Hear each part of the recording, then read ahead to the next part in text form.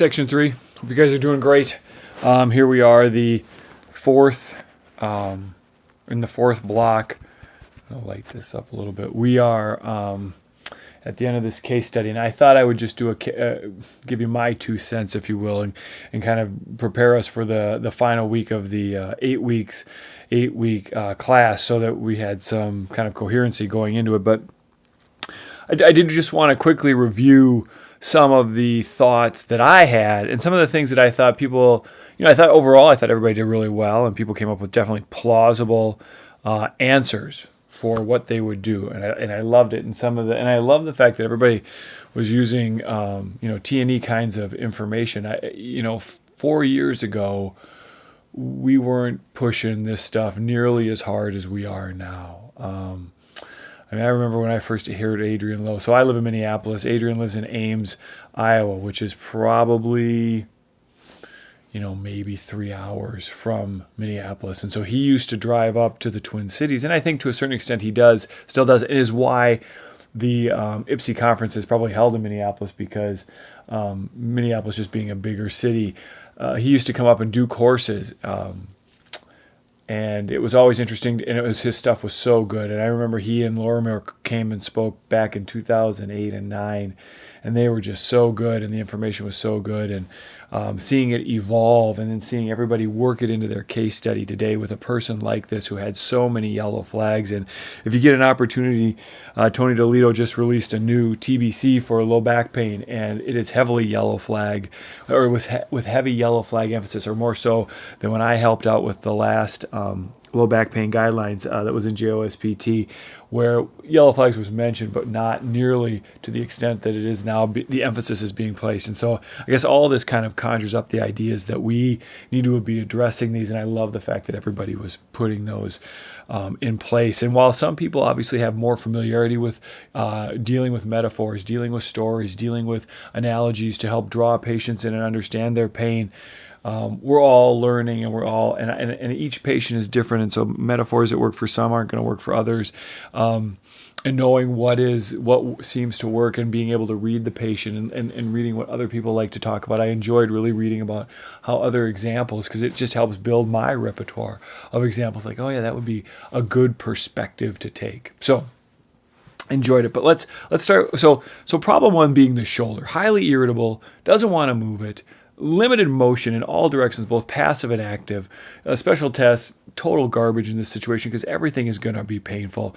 And so all of that being said, you could certainly go down the road of, potential AC joint, potential rotator cuff tear, trauma, perhaps a slap.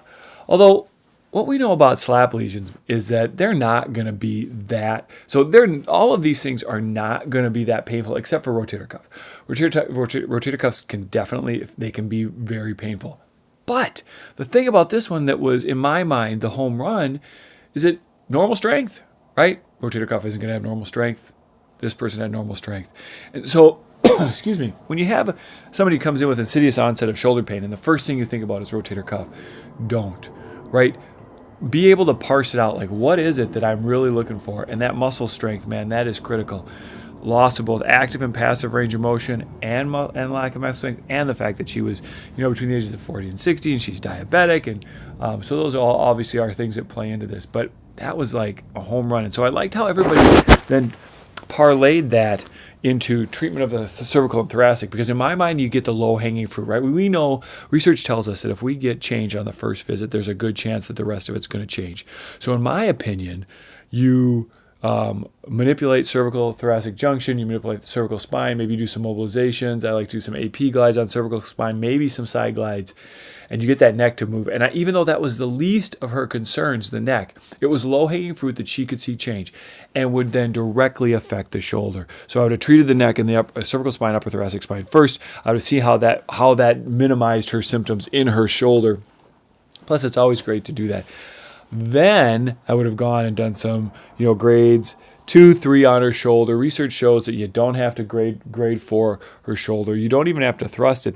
That if you can just move that shoulder joint around a little bit to get some input into that system and dampen down that pain, that's a big deal. And And then maybe if I had time, I'd have gone after her wrist. I probably would have done some wrist mobilizations and probably some soft tissue work in that tendon and maybe some dry needling, but I don't know. Probably wouldn't have had time. Then from an exercise standpoint, I would have done some active assistive motion to that shoulder and some Codmans and get that shoulder moving in ways that are not incredibly painful, but then start to address it. Motion is lotion, get that shoulder moving.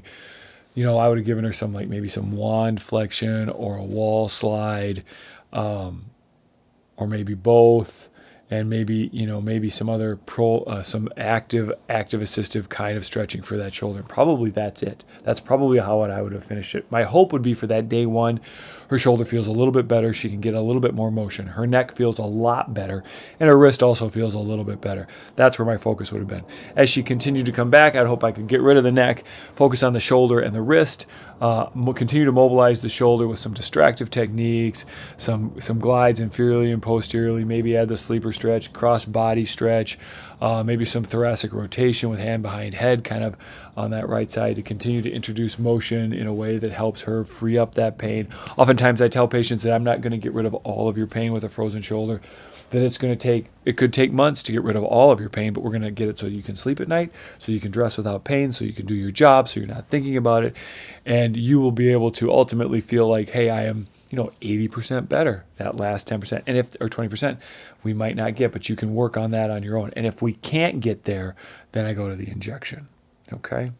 So that's my thoughts on that, and definitely T&E kind of stuff for this patient, just because of all the, the psychosocial stuff, the between her husband's relationship with her husband, her moving, new job, all this stuff, and then the trauma. I mean, all that stuff just wreaks havoc on you. So those are my 2 cents on the case study, and certainly, you can send me an email or shoot me back if you have any questions about why I did what I did. But I just thought I would give you my opinion about what would happen, and you can take it for what it's worth. This is the last week, guys. Finish strong, right? We're going over the elbow and the wrist. Some of you may not have a lot of experience with this. That doesn't mean you get to just say, I don't have a lot of experience with this. That means you have to critically analyze the literature and then from there say, well, what would I do then in this situation? What does the research tell me I would do, right? Try to stay away from the excuse of, the OTs handle the elbow and the wrist. I don't want to hear that.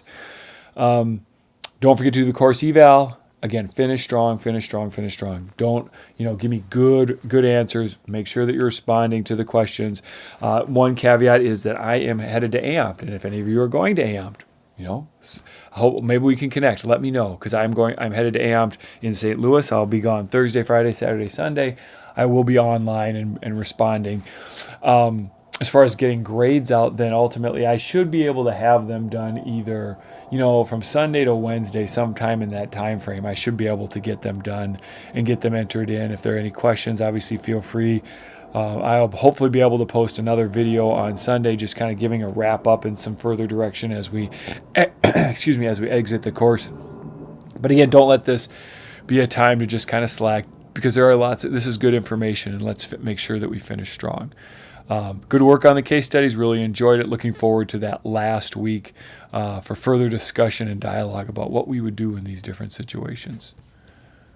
Otherwise, have a great end of your weekend, and we'll see you all online.